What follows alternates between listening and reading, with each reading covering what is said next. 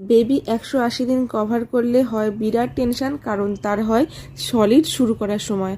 তো এই সময়ে সিরিজ 1 সিরিজ 2 করে আমি 7টা সিরিজ তোমাদের সঙ্গে শেয়ার করব, অর্থাৎ 7 দিন ও কি খাচ্ছে। এছাড়া যদি আরও ভালো লাগে তোমাদের তাহলে আরও শেয়ার করব।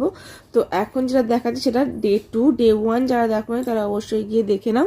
ডে 2তে আমি প্রথমে ওর ব্রেকফাস্টের জন্য রেডি করেছি পাপায়া পিউরি।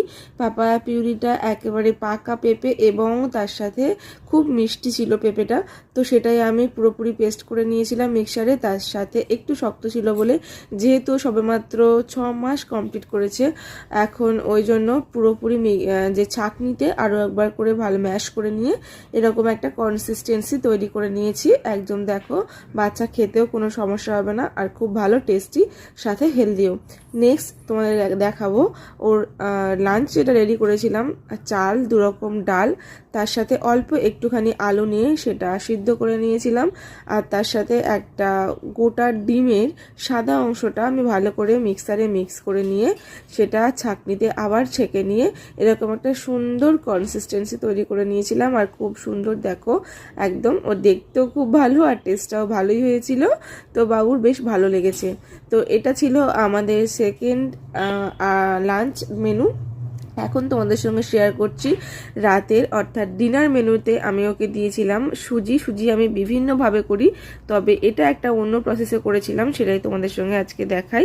এই তাওয়াতে, শুকনো তাওয়াতে আমি সুজি নিয়ে সেটা একটুখানি রোস্ট করে নিয়ে তাতে জল দিয়ে দিয়েছিলাম।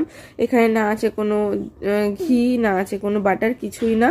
তো শুধুমাত্র এমনি দিয়ে, আর যে জলটা আমি ইউজ করেছিলাম সেটা ওর ফোটানো জল।